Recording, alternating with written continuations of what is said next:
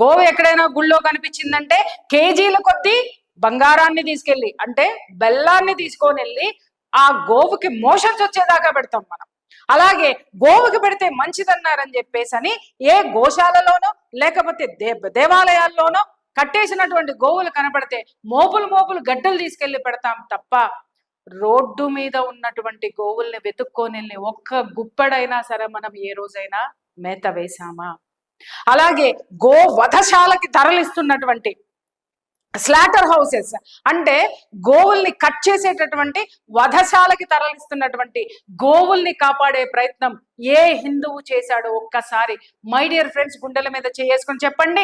అమ్మ మాంగళ్యం కోసము దేవతల్లాగా గోవును కొలిచేటటువంటి ప్రతి ఒక్క స్త్రీమూర్తిని ప్రశ్నిస్తున్నాను.